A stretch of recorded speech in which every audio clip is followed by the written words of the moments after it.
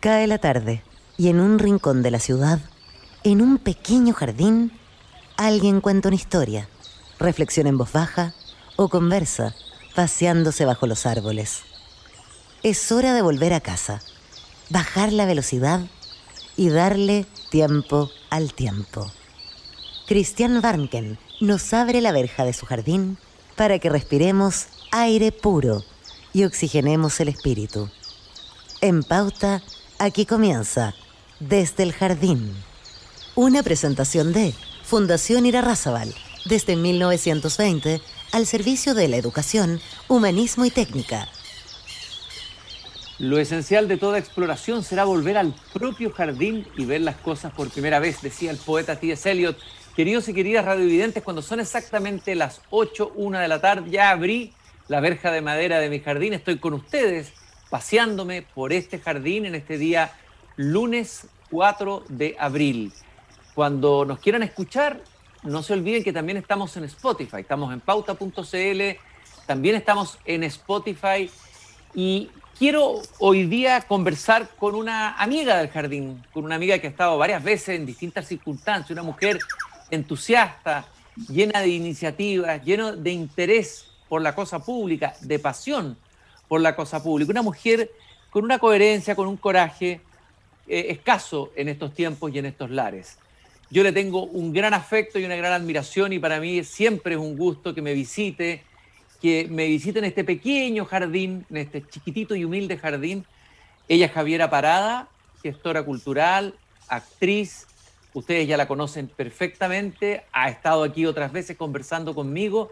Javiera, qué gusto en esta tarde de otoño que camines conmigo por mi jardín. El gusto es todo mío, Cristian, porque además hace mucho tiempo que no te veía. Espero que la próxima vez sea en directo, pero además es lindo inaugurar el otoño y este cambio de horario paseando por el jardín. Así que muchas gracias por tu invitación. Sí, de todas maneras, para mí el otoño es mi estación favorita, sobre todo en Santiago. El otoño también es hermoso, ¿no es cierto que sí? Que es una linda estación. Es preciosa. ¿Tú eres melancólica o no, Javiera?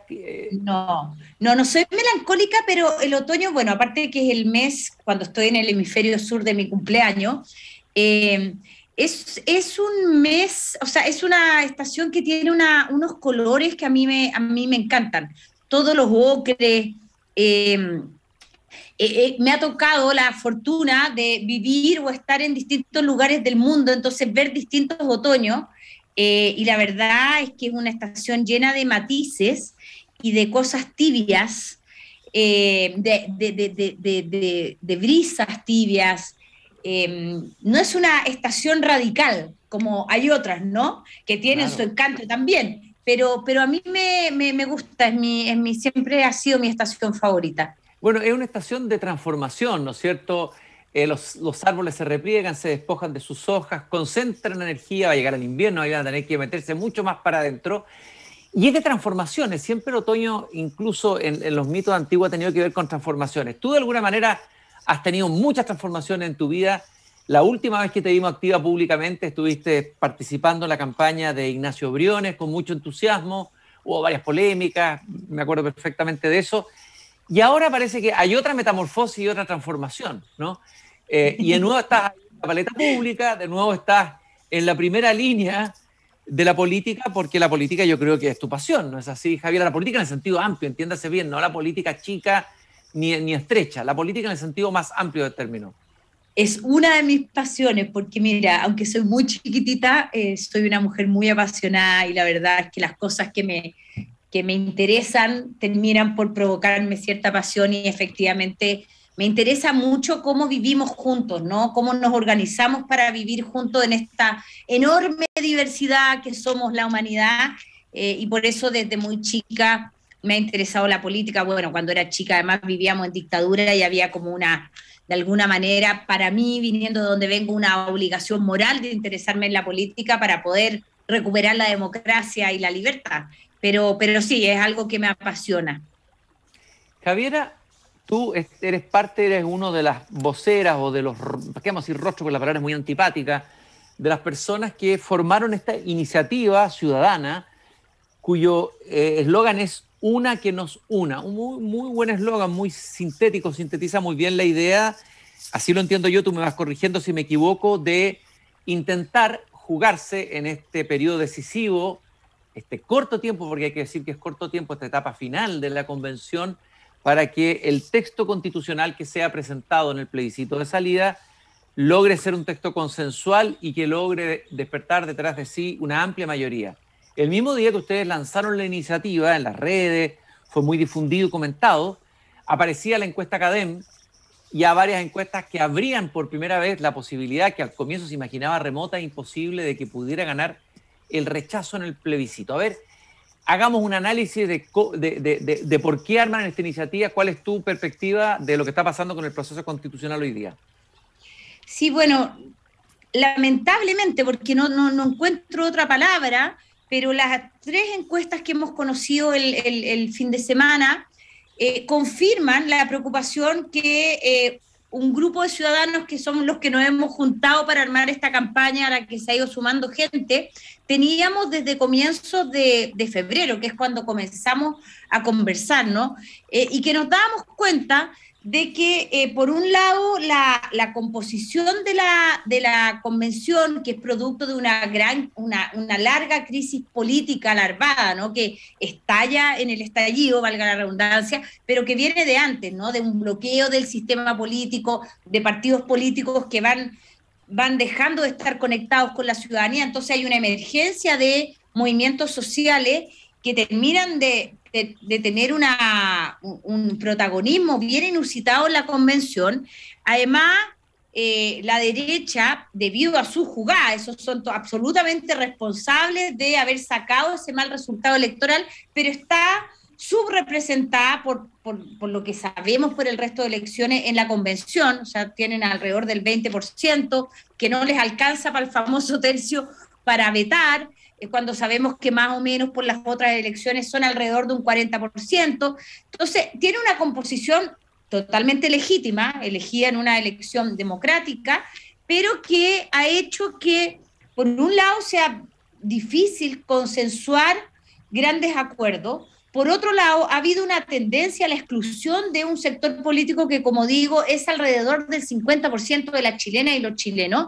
No solo la derecha, también ha habido exclusión de sectores de centro y de centro izquierda de algunas discusiones que también están infrarrepresentados en la convención, y eso ha ido dando que en este periodo, que es cuando se están votando las normas que salen de las comisiones, lo que tengamos a día de hoy, efectivamente falta creo que alrededor de un mes o un mes y medio de trabajo, una propuesta de constitución que, si bien refleja un montón de anhelos y demandas de la ciudadanía, todavía no tiene un sistema político coherente, con pesos y contrapesos que hagan posible la democracia, con la independencia de poderes que nos asegure que no va a ocurrir en Chile lo que ha ocurrido en otros países de Latinoamérica, donde han aparecido caudillos que han terminado con la independencia de los tres poderes y que han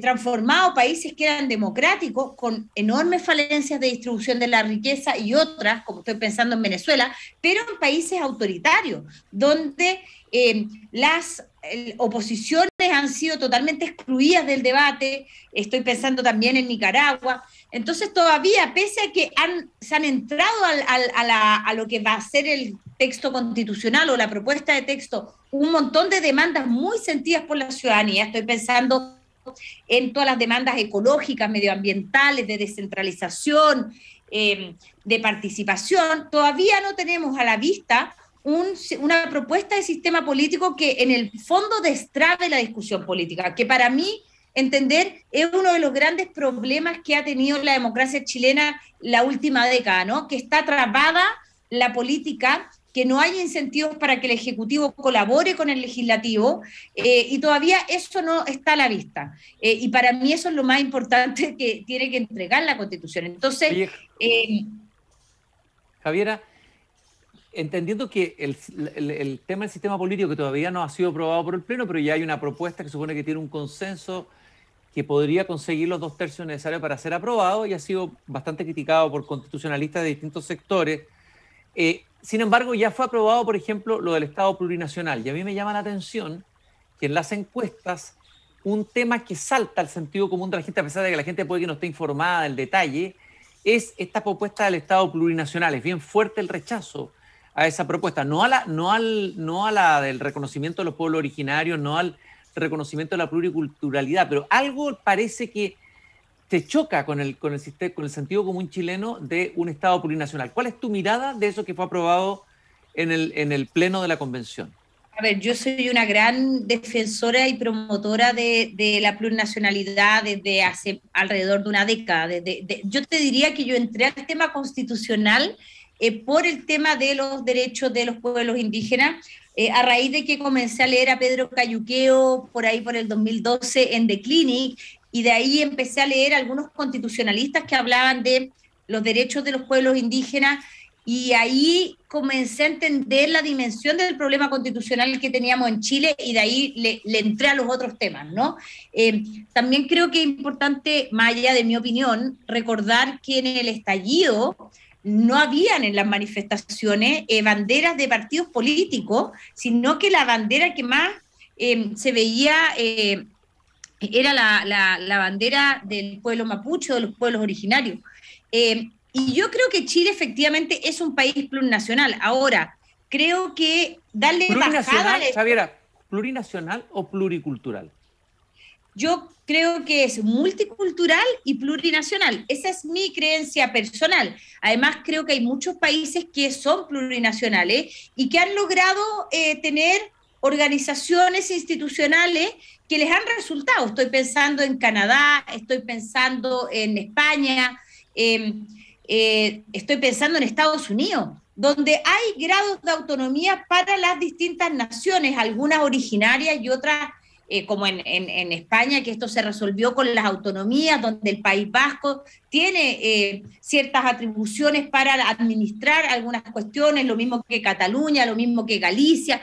Entonces, yo creo que no hay que tenerle susto a la plurinacionalidad, pero tampoco creo que en cada artículo de la nueva Constitución haya que poner que es plurinacional, ¿no? Por ejemplo, creo que esto que se ha propuesto de el pluralismo jurídico, que existe en varios lugares, creo que sería muy bueno que se pudiera avanzar en clarificar cuáles son las cuestiones que van a poder ser vistas en los tribunales, en los otros tribunales.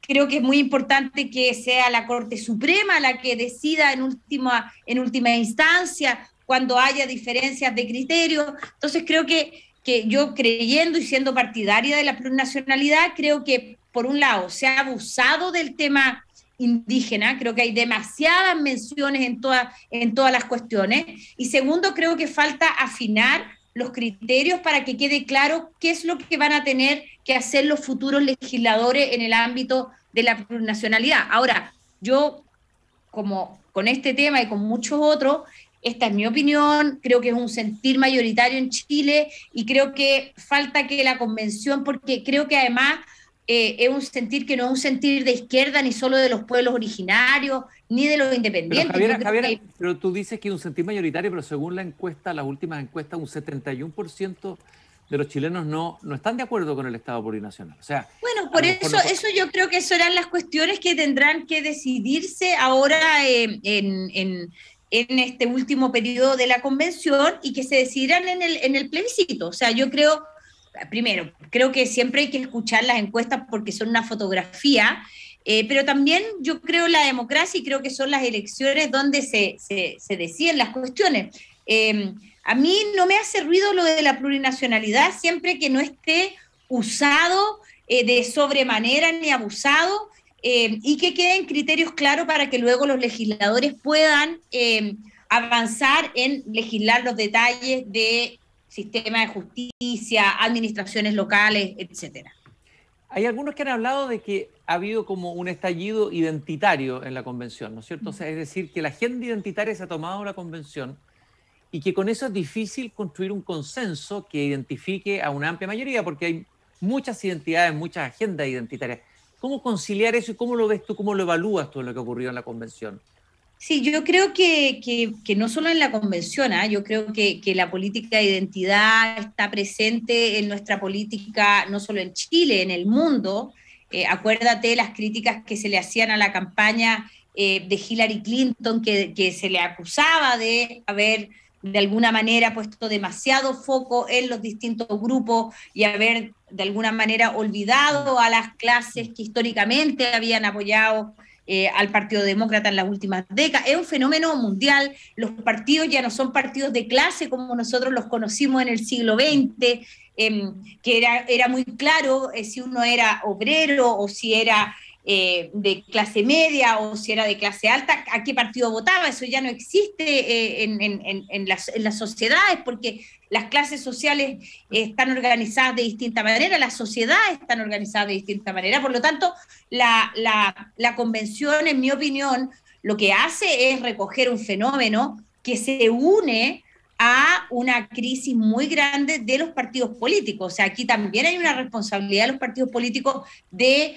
no ser las organizaciones que pueden convocar a grupos de personas que no tienen solo una causa, como son los movimientos sociales, sino que pueden conciliar intereses distintos y tener una visión de la sociedad y por lo tanto entender que a veces hay que priorizar algunas agendas por sobre otras. Entonces se nos juntó una crisis política que ha afectado a los partidos políticos. Recuerda que hubo una encuesta CEP hace algunos años en que los partidos políticos eran las organizaciones con menos confianza y legitimidad, tenían un 2% con esta nueva política de identidad, con esta sobre representación de movimientos sociales que no fueron escuchados en su momento por la política tradicional. Entonces es como una tormenta perfecta para la dificultad para conseguir estos grandes acuerdos que deberían ser, en mi modo de ver, los que deberían estar reflejados en la Constitución, que son las reglas del juego para que la política pueda operar y decidir cuestiones como las reformas sociales que Chile está demandando hace mucho tiempo. A mí creo que eso ha sido un problema. Creo que los últimos procesos constituyentes que conocemos contaban con partidos políticos fuertes que lograban negociar y llegar a acuerdos en un plazo de tiempo de un año, como ha sido en muchos lugares, en Colombia, en Sudáfrica. Tenían gobiernos atrás que se habían involucrado en el proceso constituyente. Hoy día la sospecha es generalizada, o sea, no se le pidió al gobierno Piñera que no se metiera, ahora se dice que el gobierno del presidente Boric no tendría, o sea, esperamos demasiado para hacer este proceso y estas son las condiciones en las que está. Ahora, yo creo que hay que hacer un llamado a las y los convencionales que entiendan que ellos no solo representan a su movimiento, a sus votantes, sino que representan a todo Chile. Y en esa representación de todo Chile y en la responsabilidad que tienen de darle una constitución a las próximas generaciones, porque no es ni siquiera una responsabilidad con nuestra generación política, sino con las que vienen, tienen que poner por delante no solo sus intereses, muy válidos, sino los grandes intereses del país y hacer que la política vuelva a cumplir su rol transformador. Y eso es lo que hoy día desde una que nos una, le estamos pidiendo a los convencionales. Javiera, hubo una iniciativa, una carta, ustedes le piden una carta firmada por Adriana Valdés, por María Teresa Ruiz, por Felipe de Río, que imploraban a los constituyentes que por favor abrieran el diálogo, generaran los consensos, avanzaran un poco en la misma dirección que están señalando ustedes. Y hay otros grupos que han hecho el mismo llamado. Yo entiendo que de alguna manera el grupo, el movimiento, la instancia, una que nos una, o sea, una constitución, una que nos una a todos, ¿no es así? Sí. De alguna manera, en el proceso de la Comisión de Amortización logre consensuar o mejorar aquello que no se ha consensuado, logre hacer lo que no se ha hecho, probablemente en el proceso. Eso en el hipotético caso que los 2/3 decidieran, para que hay que hacer una modificación del reglamento, para ampliar, ¿no es cierto?, la atribución de la Comisión de Amortización y eliminar o cambiar o modificar o atenuar, no sé, lo aprobado, lo que haya sido ya aprobado por el Pleno. La pregunta es la siguiente.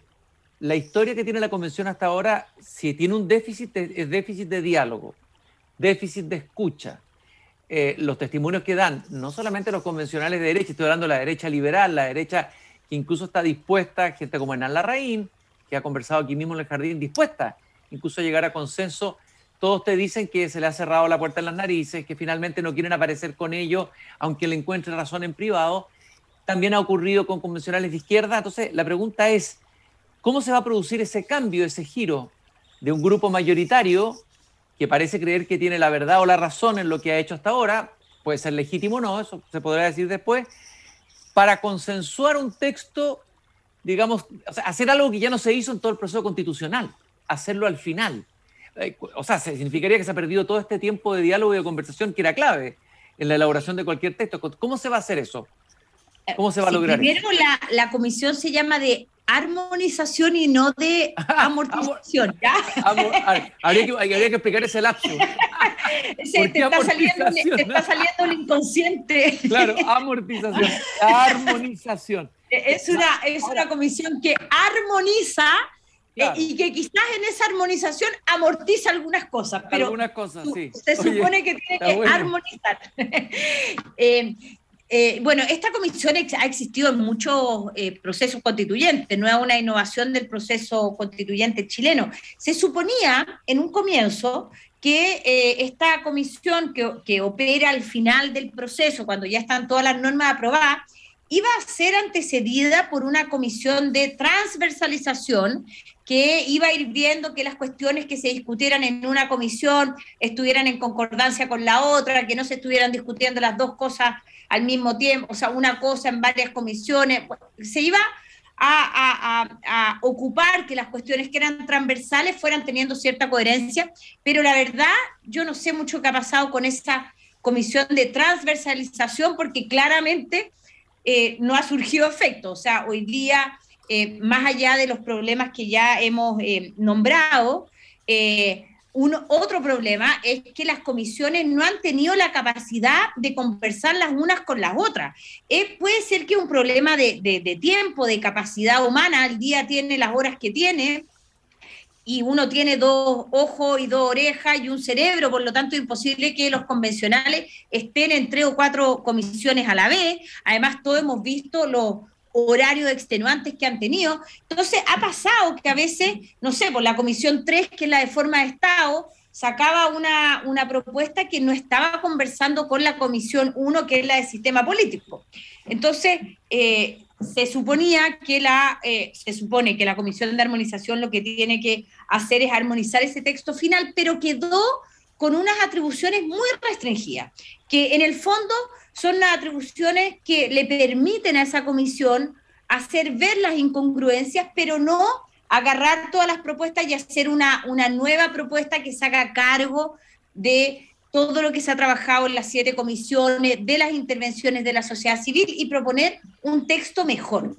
Nosotros creemos que, si bien es verdad lo que tú dices, que hay un espíritu que no se ha visto hasta ahora, yo creo que los seres humanos, y eso tú lo sabes tan bien como yo, somos personas que aprendemos, somos personas resilientes también a cuestiones que nos han sido adversas. Yo hoy día he leído algunas declaraciones de, no todos, pero sí algunos convencionales que hasta hace algunas semanas decían que todo iba bien, que todo iba fantástico, y que hoy día se hacen cargo de lo que pasa con las encuestas, de que han habido diferentes cartas, de que dentro de los partidos políticos, no solo de la centro derecha, sino también de la centro izquierda, hay conversaciones privadas donde no se está tan seguro de que lo que va a salir va a ser algo que satisfaga a toda la población, y por lo tanto yo creo que comienza a haber una conciencia.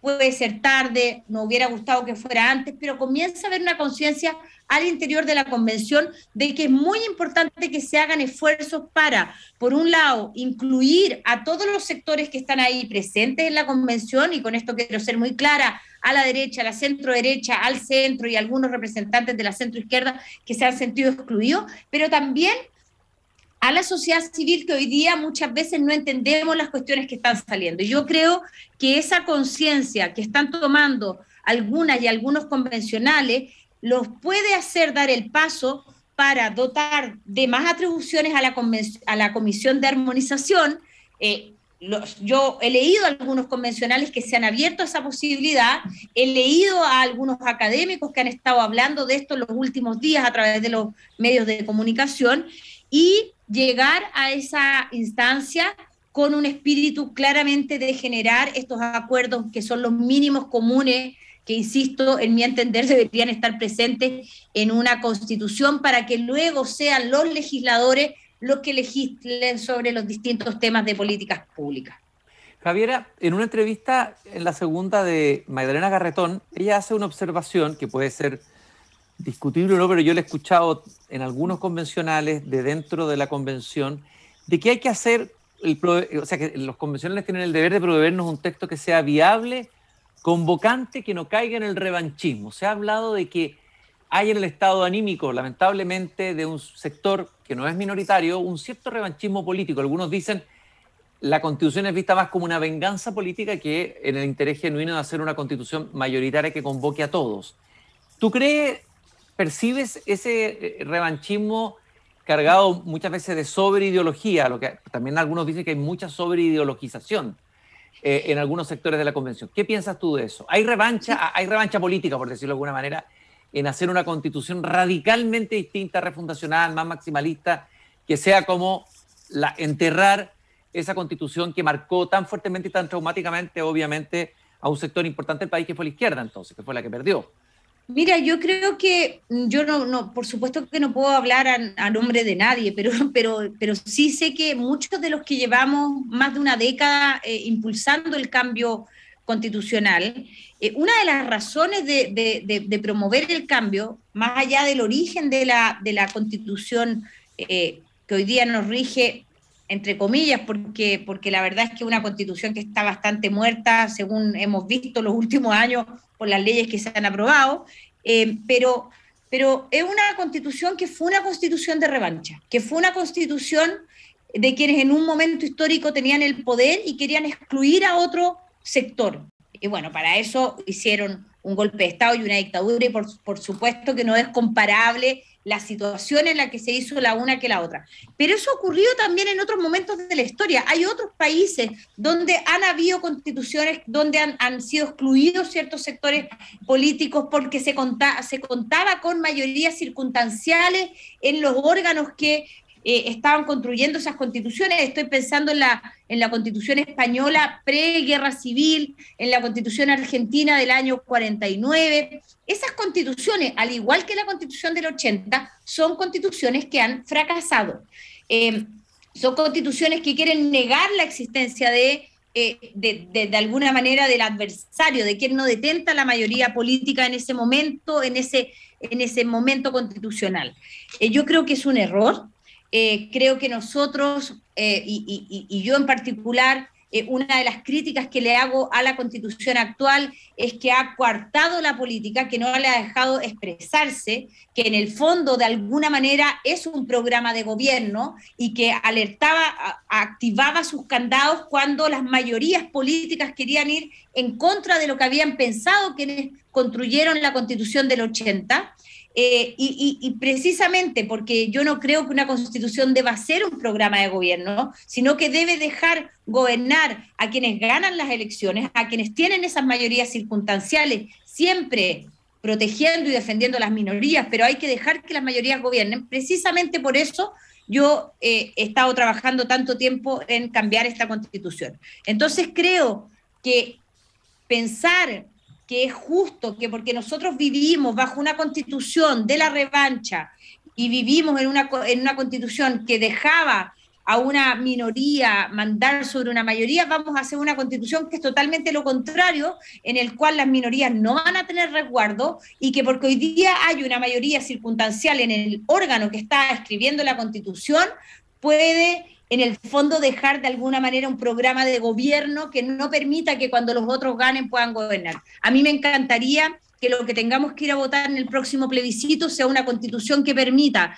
que si el día de mañana el Frente Amplio vuelve a ganar las elecciones pueda gobernar, que si el día de mañana la UDI gana las elecciones pueda gobernar con esa misma constitución, y que si el nuevo Partido Ecologista Verde gana las elecciones pueda gobernar, que permita la alternancia en el poder, que tenga los suficientes pesos y contrapesos para que no se concentre el poder, porque lo que hemos visto en la región es que cuando eso ocurre se acaba la democracia. Yo esperaría que genere adhesión ciudadana y que todas esas millones de personas que nos movilizamos hace algunos años y que fuimos a votar por el apruebo en el plebiscito de octubre del año 20, podamos ir a votar y a defender esa Constitución. Y eso requiere del esfuerzo enorme de las y los convencionales en estos 3 meses que les quedan de trabajo. Ahora, por lo que tú me acabas de decir, que es bien profundo el análisis que existe histórico, eso requiere un salto de conciencia bastante grande.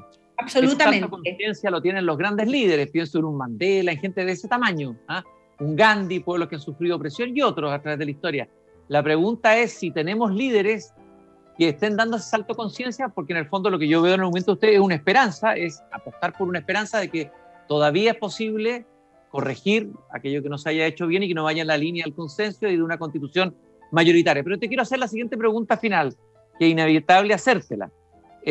Bueno, Magdalena Garretón dice que ella, si es que se presenta un texto, o sea, va a votar de todas maneras a prueba cualquiera sea el texto que se le presente. Yo te leí una declaración hace tiempo que tú decías que tú ibas a votar de acuerdo con el texto que te presentara. ¿Qué pasaría si este gesto, que yo lo encuentro muy loable, lo que ustedes están haciendo como movimiento, buscar una salida dentro de la, digamos, dentro de la misma institución y dentro de los instrumentos disponibles que tiene la convención y empujar en la línea del diálogo, del consenso, etcétera? ¿Qué pasaría si eso no resultase y el texto que se nos fuera presentado, igual votarías a prueba de todas maneras? ¿Estarías de acuerdo con la tesis de Boris que es preferible una constitución, aunque sea mala o regulé, que la llamada constitución de los 4 generales, aunque sabemos que no era completamente de los 4 generales? No, yo en esto estoy en desacuerdo con el presidente de la República y con mi compañera de movimiento Una que nos una. Yo no creo que cualquier constitución es mejor que la constitución que tenemos. Hemos visto en la región la experiencia de constituciones que no cuentan con contrapesos, como digo, donde han asumido caudillos que han terminado con la democracia y han llevado a situaciones muy terribles a sus pueblos. Estoy pensando en Venezuela, en Nicaragua, etcétera.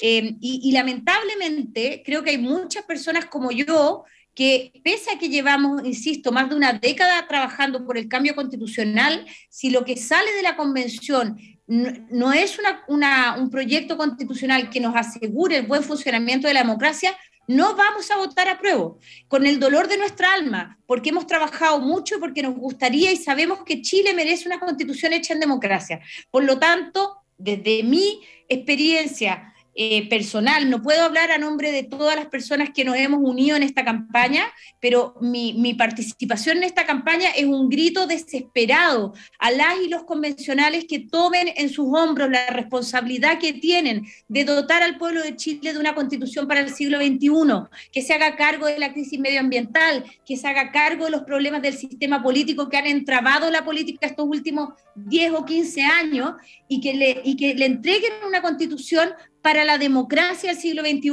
a las nuevas generaciones.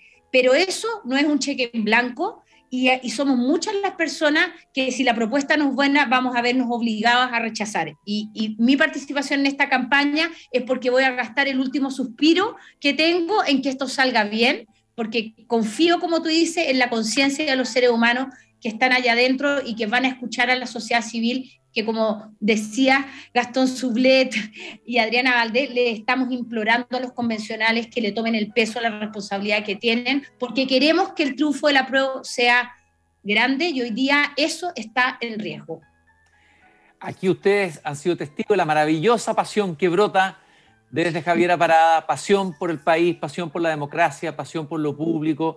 Primero, felicitarte, porque todos sabemos que estar en la primera línea a veces no es grato, implica siempre un riesgo, es mucho más fácil observar desde afuera, pero en los momentos históricos es importante que surjan liderazgos tan positivos como el tuyo, que traen aire fresco y que al mismo tiempo muestran una coherencia que es bien escasa. Así que gratitud de parte de los ciudadanos hacia ti, a tu grupo, Y ojalá que esta iniciativa llegue a buen puerto y tenga el resultado que ustedes esperan y en el cual han depositado la esperanza.